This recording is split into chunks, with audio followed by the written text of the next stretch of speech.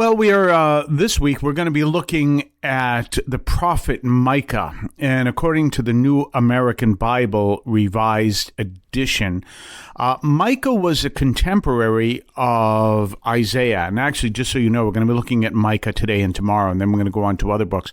But Micah was a contemporary of Isaiah, so that would put him obviously at that time, which would be I believe we'd say always kind of look at the numbers, the 8th century BC. Now, others are saying he might be more the 6th century BC. Well, what's the difference between the two? The 8th century, which would be the 700s, you would have the threat of Assyria, but as we know, God defeated Assyria when Judah repented.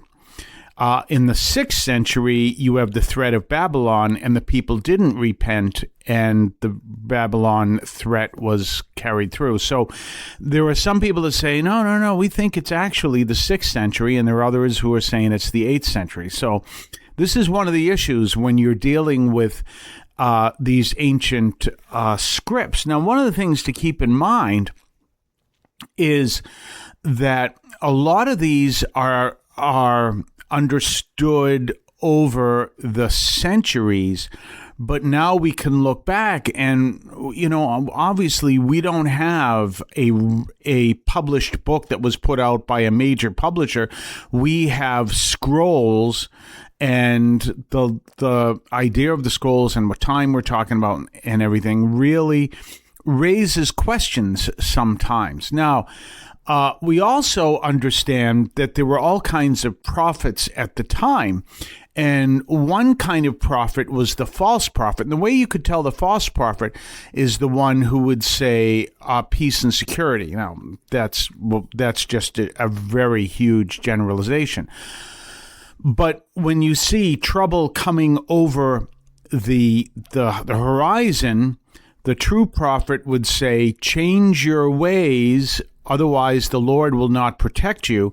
And the false prophet would say, the Lord is going to protect you no matter what. Everything's fine. And they would sum up their words as peace and security. And so you'd always want to define what was the true prophet, what was the false prophet. As we go back to the Old Testament, we can generally figure out who the true prophets were, at least some of them, because they're in the Bible. The false prophets would not be in the Bible. So that's one of the ways we can tell. Well, in this passage, we have probably the most important line it's commonly read, I believe, around Christmas. It might also be read in Lent, and it may be read in both, just like Isaiah is. So let me go look up this particular passage to see if I can find it. We're going to be in the 6th chapter of Micah, and we're going to look at verses 1 through 4 and 6 through 8. Well, we're going to read what 5 said too, just for the heck of it. All right. Oh, I can see why it's not there, and I'll make a point about that. So let's go through it, and then we'll talk about it. Listen to what the Lord says. Rise, contend in judgment against the mountains, and let the hills hear your voice. Let the mountains listen to the judgment of the Lord and the strong foundations of the earth. For the judgment of the Lord is with his people, and he will enter into judgment with Israel.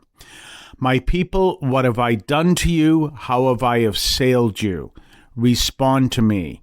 For I led you out of the land of Egypt, and I freed you from the house of servitude, and I sent before your faces Moses and Aaron and Miriam. Now, this is the line that's not in our reading today. My people, remember, I ask you what Balak the king of Moab planned, and how Balak the son of Beor responded to him from Shittim even to Gilgal, so that you may know the justice of the Lord. Now we get back to what the reading had.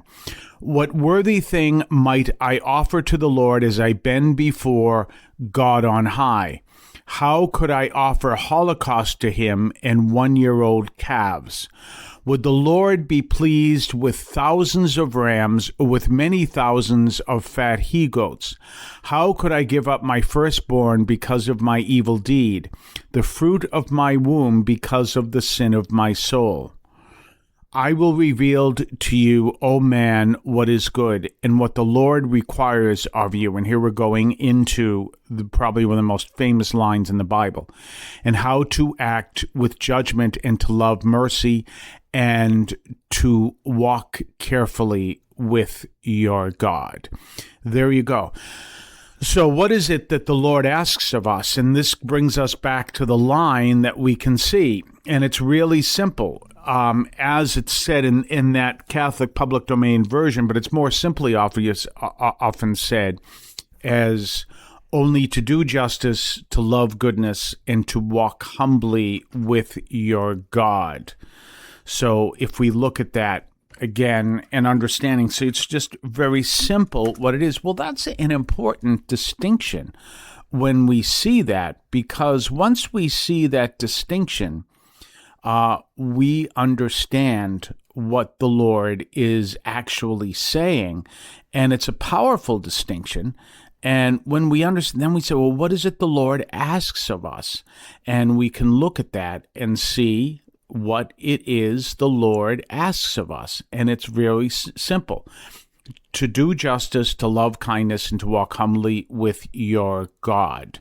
The previous line was from that I read was from the New American. The first line that I read as part of the whole reading was from the Catholic public domain version. The previous line was from the New American Bible Revised Edition, and the line I just read to you, where the difference was New American Bible Revised Edition says to love goodness. The last one was the Revised Standard Version, Catholic Edition, says to love kindness. But in either way, what is it the Lord is asking for us? To walk humbly with Him and to do justice, which means to act justly, and to seek goodness and kindness. That's it. So that's what the Lord is asking for us first. Well, what is the message that brings that in?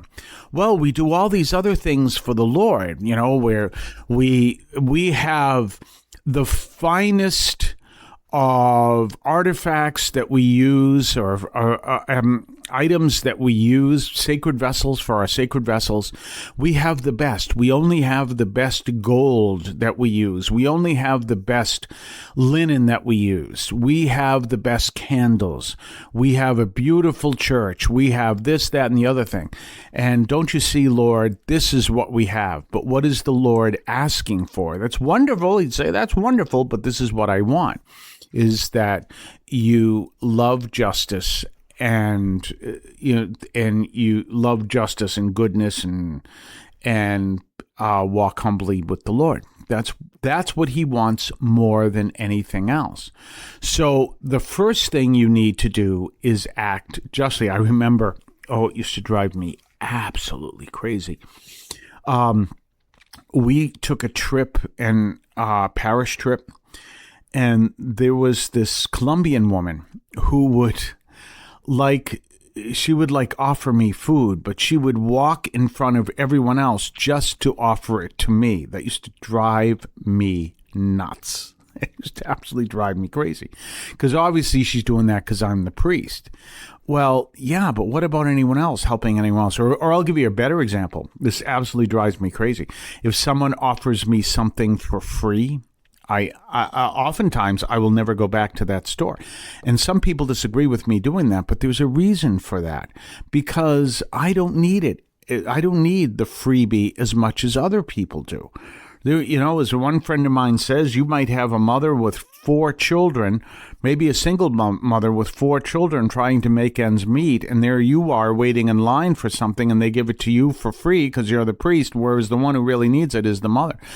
So you kind of look at that, to walk, to act in justice. That's what we're called to do, to act, to live and walk humbly with our Lord, to love goodness and kindness. That's what the Lord wants us to do. And if we are doing that first, then yes, we're called to worship. We're called to get wonderful vessels. We're called to do all those things. But what's the most important thing that we need to do to make sure we're acting as the Lord calls us to act? And that sometimes can be very difficult, but it also is an action that we need to do. Now, one of the things I've told you, one of the things that I do, I believe that as a priest, if someone wants to see me, even if I may not want to see them, I have a duty to see them. And I know of, and I'm not really, as a matter of fact, I'm not going to say names, so I'm not criticizing priests in general. I know that there are priests that will say, no, I will not see that person. I don't believe in that. I mean, maybe, and this is a different case. When I say, well, you need to do X, Y, and Z, and they don't do it, well, I've said what needs to be done. I've talked to you earlier about trying to help someone as much as you can, and then, if they don't believe, there isn't much you can do. But you do what you can, and then when you reach a point where you can't do anything more, then what else can you do? But if you tell someone, this is what you need to do, and they refuse to do it, then that's a different case. You say, no, I can't see you until you do what I ask you to do.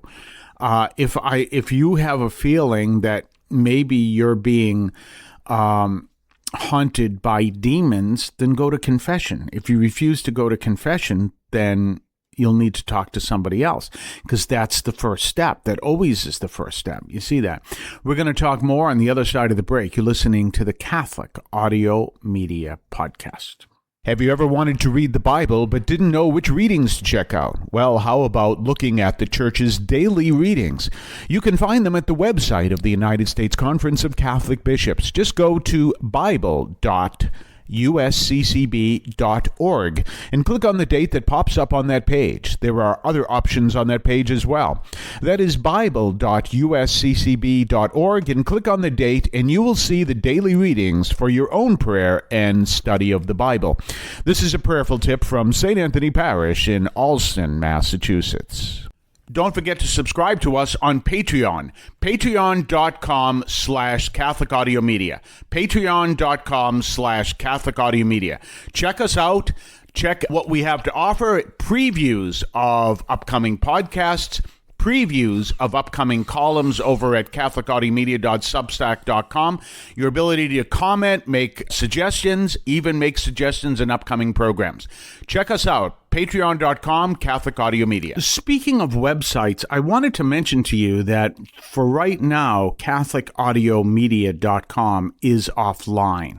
And there's a reason for it. There are some issues I wanted to look at, and, kind of make sure it's working right and stuff like that. But then the other thing I'm kind of looking at is a lot of people don't use that website at all. And I realized I don't recommend the website that often either. And I'm always encouraging you to go to a podcast site like iHeart or Amazon or Spotify. So if you can find the podcast there, then do I really need the website? Because the website can be expensive. So I just wanted to let you know, if you go to catholicaudiomedia.com, you'll see it doesn't go anywhere. And I'm thinking of changing the domain name to maybe one of the podcast sites. I'm thinking of it because not that many people use it. One of the things I've found is not that many people use it. So in light of that, in light of some of that, I said, well, why don't I just take another look at that? So just so you know, for those of you who've gone to catholicaudiomedia.com and say, oh, no, they took it offline. Yeah, the website is offline. The podcast obviously is not. You're listening to it right now. Speaking about things about communication, there was an interesting thing that happened over the weekend. Now, the president gave a speech, and I know there were people that disagreed with the speech. They had an idea what he was going to say, and they chose not to air it, which in a sense is their choice. And I won't name the networks. But one of the networks that has been named, and I'm not going to name it here, just because I'm not going to get into that, is a network I don't like. I don't like their news bureau. I haven't liked their news division for quite some time. Probably, well, I was going to say the name of the news anchor, you'd know right away. I haven't liked their news bureau for quite some time. And they are, like all of them, a major conglomeration. And among the things that they offer, there was another company that offered the same thing, probably the easiest sale the salesperson ever made. He calls up and says, "Hi, I'm calling from such and such a company. I'd like to know if you'd like our service." And I went, "Absolutely," right away. He said, "Why?" He says, "Because I don't like the other company. I don't like their news service. I don't like anything. I don't like anything to do with them." Absolutely. And probably the quickest sale ever made. Even so, maybe it happened so quick that 8 months after we changed services, people say, "We wanted to ask you to consider our service." I considered your service 8 months ago, and I've been using it for 8 months, and I love it, which I did. Yeah. So just so you know, well, these two major networks that didn't air the president's speech, you may disagree with the president has to say, but he is the president of the United States. And one of the things that I thought was important by them refusing it is an understanding of what we can call, the whole issue of freedom of the press. Now, they have every right not to air it because that's freedom of the press. They have every right to air it because that's freedom of the press. But the whole point of freedom of the press is that people can act any way they want within reason, within the context, but we have the right and the need to discern what we want to accept and what we don't. But if they decide that they're not going to air, for example, the president, then they're telling us what we're going to listen to. And that's where I have a problem. Now, it's one thing and says, well, we don't want to show it because schedule issues or whatever the case. But when they say, no, we don't think our people should watch that, that's where I have a problem. It's not their position to decide what I should and should not watch, which is why, and I always want to come back to that, I believe it's really important to get other news sources to find out what's going on. I mean, I you've heard me say it before. I've practically given up on the American press. I've figured out that it is so, and there were some there on the left, some there on the right. There's so much that they don't do that I'm saying, why am I checking this out? So I go to other sites. I mean, some of the coverage for the Middle East, I'll check out Al Jazeera. Yeah, Al Jazeera obviously is leaned towards it's from Qatar. Some of the issues within the Arab world over there. But that's the point. It's not going to be coming to me from New York. It's going to be coming to me from Qatar, and they're going to have a different view. Another one is WION, WION. World is One News. That comes from India.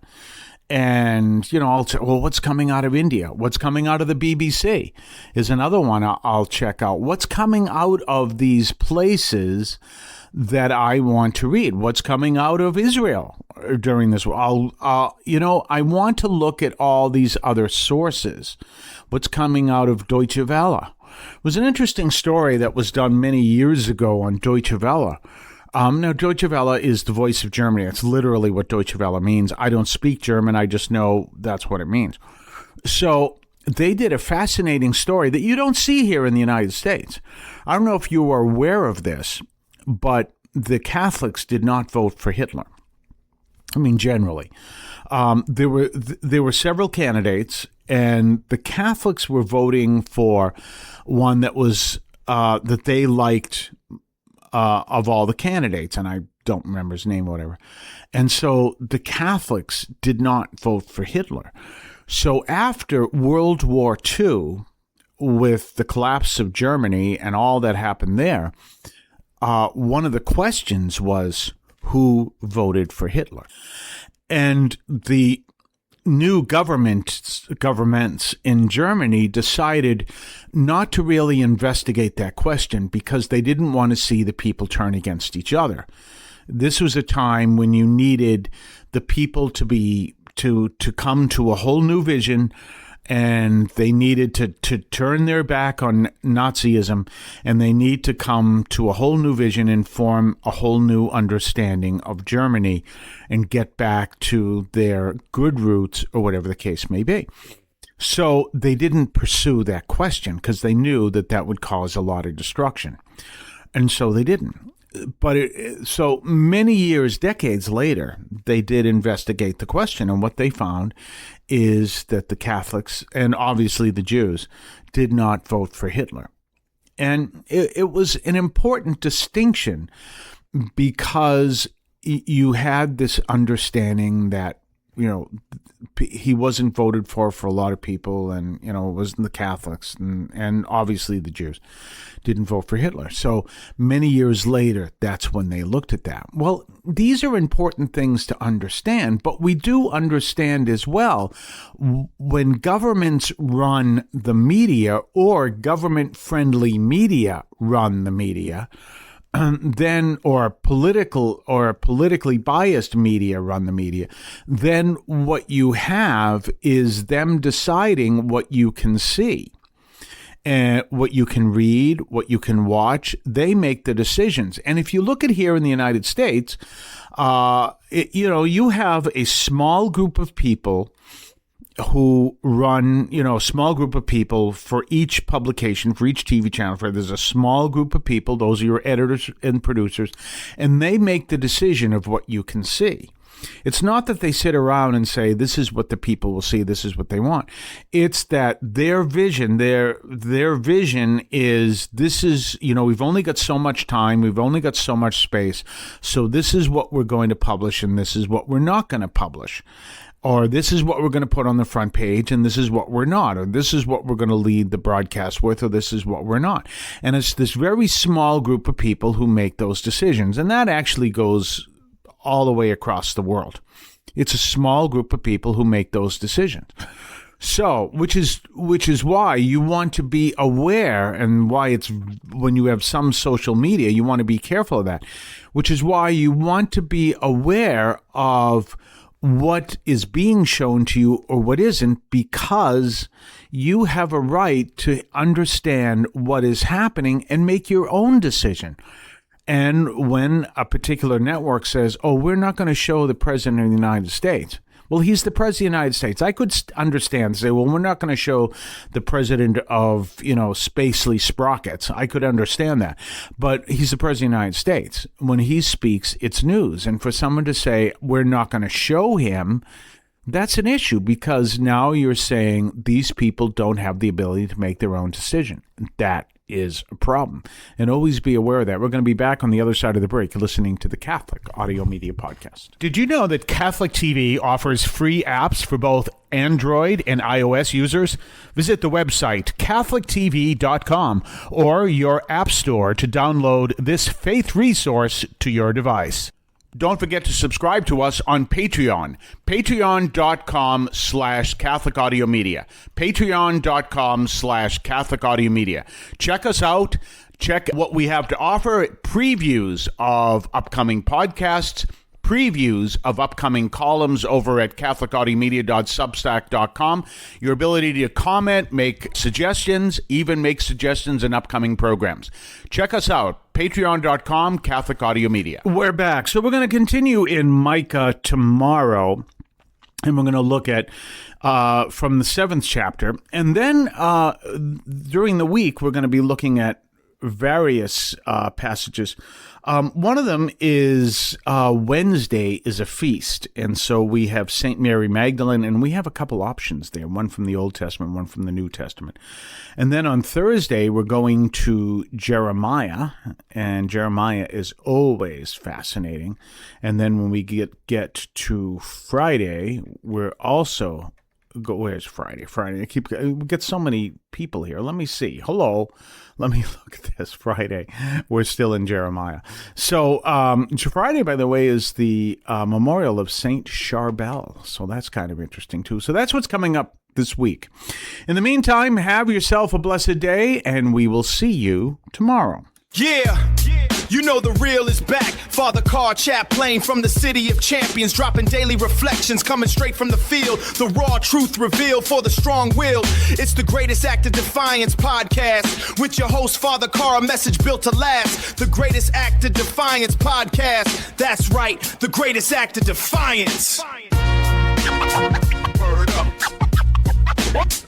Word up.